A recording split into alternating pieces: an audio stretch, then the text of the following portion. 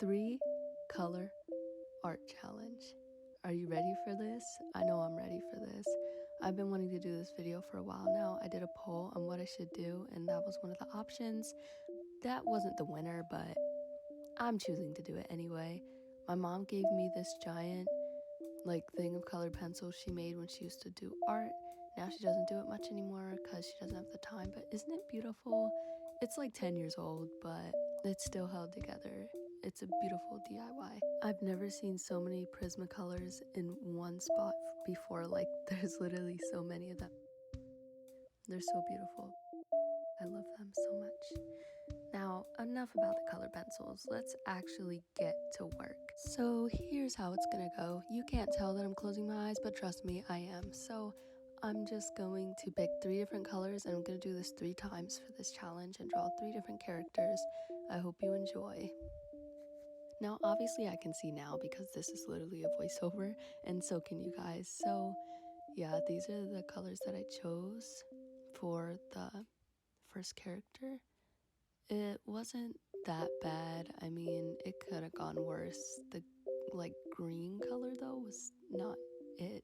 But this was violet blue. This was chartreuse for the second color, which really blew me away. And then this is of course basic black, which will be very useful. No skin color, but it is what it is. I guess this person, well, obviously is just an alien. So I mean, that is what it is, right? This really reminded me of Shrek because, I just automatically thought I should make him kind of look like Shrek because it's the green color. Like, it's not Shrek's color, but Shrek's skin is green, okay? I mean, it doesn't matter what shade it is. You're gonna look like a green screen. So I just decided to make that his skin tone and just make his clothes black, and then make the accents, just like everything over here and there, like highlights and stuff, blue as the light shines on it. And then of course, I'm just speeding through this because it's about the color and not about the sketch. So let's just hurry up and kind of skip past this part, and of course do some black lining. I literally hate black lining with a passion. It is so, especially if you're drawing a very long, big picture, it just takes forever. And then if you mess up, you basically mess up your entire thing, unless you decide to do to be extra and paint over it with white paint and use white out. It's just too much work. I hate black lining, but I'm literally about to pay somebody to do it for me. But enough about black lining. This is what he looks like, and he's about to look really weird with all these colors. So first, of course, let's erase all of the pencil so that we don't get any smudges or anything, because we hate that. Now, of course, the first color I chose to do was blue.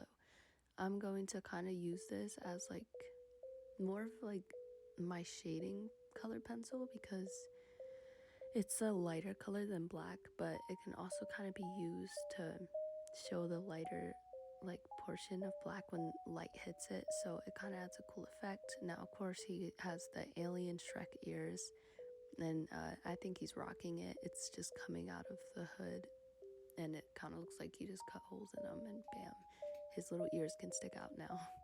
But yeah, his face is green, and his arms are green. Everything about him is green, except for his clothes, of course. But yeah, he's gonna look like Shrek's younger son. Me and my dad kind of just dubbed him Shrek's long lost cousin. I don't know, man, but he kind of seems like he would be Shrek's long lost cousin. But yeah, so enough about Shrek and more about the colors. I'm kind of using blue to shade in the extra parts, because it makes it like a darker green kind of. And I'm just leaving some of the folds white so that I don't have to worry about it, since the black line is the same color, you know how that works. But yeah, so I'm coloring in this part of the hood and stuff, leaving it white on the inside so it doesn't just completely connect and look kind of weird. But yeah, just leaving some spacing, and it looks pretty cool. He kind of looks like a superhero or something from another planet, but I mean, there's no hate against aliens, right? There's no criticism.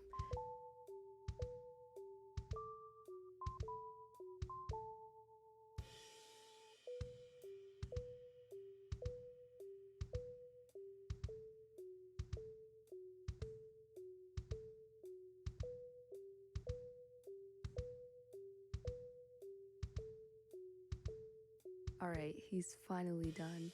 Shrek's long lost cousin is finally completed. He looks good. He kind of looks like a superhero from a fairy tale, but I kind of like the vibe that it's going for.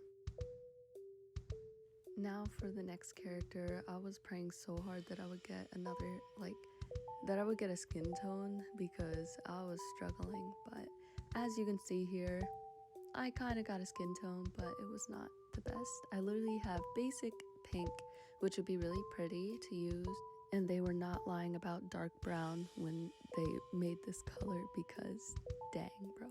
But like, yeah, and then the other color was white. I don't really gotta show you.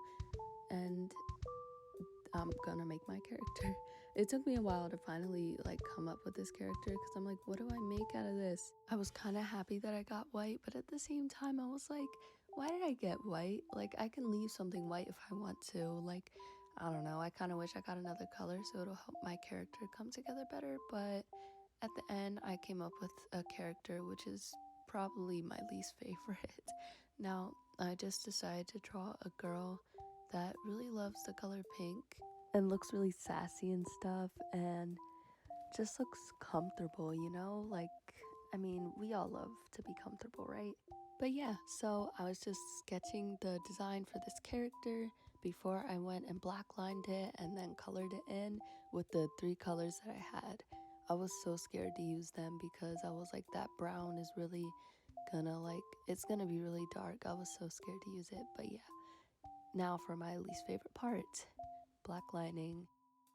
How was you guys' Thanksgiving? I know Thanksgiving was yesterday and stuff, and I literally had no time to create a video and edit it, but now I'm finally doing this. It's late, but I mean, all my videos are basically posted at night because I don't have time during the day to do it, so I have to wait to edit it. It literally takes forever, guys. I did not know editing would be this much of an issue when I started because editing was very easy for me at first, but then once I started to realize oh, I have to make my own intros now because they get copyrighted, my own outros now because they get copyrighted, my own music even is made by me because they get copyrighted. It's literally so much work, guys. You have no idea. But I'm just saying, if you guys ever decide to become YouTubers, just make sure you truly know what you're getting into before you end up just starting. Man, I can't even begin to explain how much work it is just to edit one video. It probably takes me 2 to 3 days on and off, or it can take if you're doing it nonstop without any breaks, maybe maybe 2 to 5 hours depending on how long the video is and how much of it you have to actually edit out. But man, just make sure you know what you're doing. I'm not here to lecture you though, so it's just a ton of work. I would hear YouTubers talk about how much they have to edit their videos, and I'm like, it can't possibly be that hard. And then I would do trial videos and stuff and just record a bunch of nonsense just to edit it, and I'll be like, oh, okay, that's easy. But literally everything can literally get copyrighted, and it's just funny how it's way easier to create my own music rather than actually search for music that isn't copyrighted. And then you have to delete your video, and then you have to edit it, and then you have to repost it. It's just a lot of work, and even then you might not have edited out the right portion that was actually copyrighted, so then you have to completely start over. It's just a mess. So just make sure you're fully aware of what you're getting into before you start to want to become a YouTuber, guys. When I actually tried this brown, it actually wasn't as bad as I thought, but it was also like a jump scare. I was like, oh my gosh. I was about to use like a lot of pressure, and then I realized I can't use a lot of pressure on this. It would have been a total train wreck, guys. Thank God for my conscience. Now, last but not least, I will honestly say that I had the most fun with this character, and my dad helped me create him. That's why I think I had the most fun with this character, because my dad is the most goofiest person in the world. He took the whole tray, and I was so mad. But yeah, he gave me these colors that you see in the top left. So for the first color, he gave me light cerulean blue, which was really pretty. And then he gave me literally basic black again. I was like, why? And then he gave me silver. This took me the longest to figure out what character to do for this, but I had a small inkling. I was kind of getting like Megamind vibes, but I wasn't gonna do something like that. I was gonna kind of be more creative and use my own thing. So I was kind of going for another alien with blue skin like Megamind and give him like this really weird like bony body with this really weird like these really weird bony like fingers. I was trying to make him look super like devious and have this like mischievous look on his face because I wanted him to be a villain, and he would just look kind of crazy with these crazy alien ears and this giant cyclops eyeball smack dab in the middle of his face. But yeah, he looks wild, and he looks even crazier when I color him in. Me and my dad literally came up with this ginormous like backstory for him, how he was like an alien, and my dad said it looks like he came down to earth and literally got into all the wrong things. But I changed up the story and said no, he just looks sickly because he can't breathe earth's air. And then, you know, the humans kind of seemed to like him, so he stayed there and he just lived among them. And then they liked him so much that they made him the president, and he was super happy.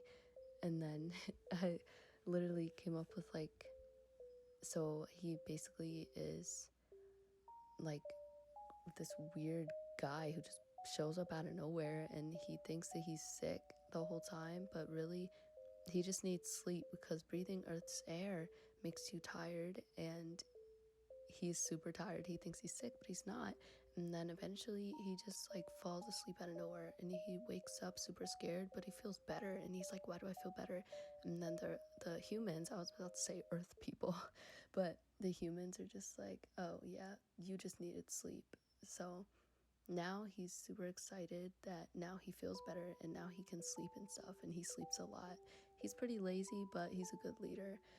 And then he's kind of creepy to kids, so they kind of have to like dress him up to look really human and stuff so kids don't get scared of him.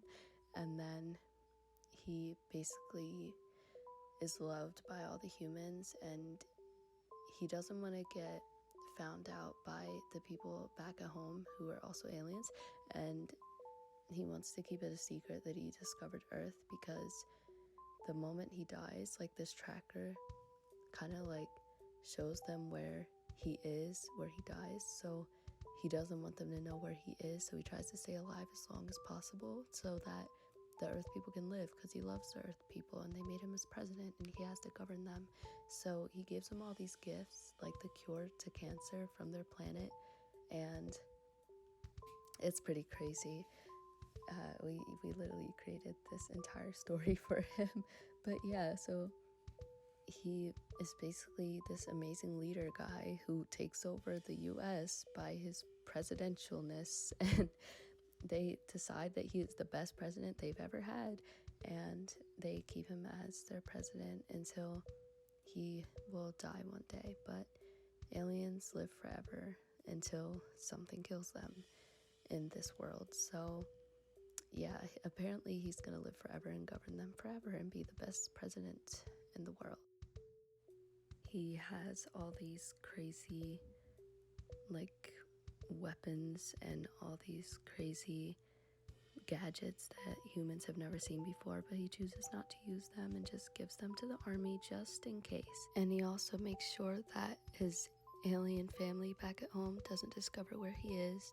Although he misses his children and stuff, he decides that the humanity here on Earth is worth keeping, and he will rather not see his kids and wife ever again if it means that we will be safe. I'd say he's a pretty good guy and not a villain, but he still looks like a villain. He still looks like something you'd find underneath your bed. But that's basically it for this video, guys. I love you so much, and thank you for clicking on this video. If you're new here, please don't forget to like and subscribe and hit the notification bell so you never miss a video and so you can become a beanie. Please comment down below which one of these characters is your favorite and how your Thanksgiving went yesterday. Thank you guys for so many subscribers, and thank you for being so nice and supportive. Bye, beanies!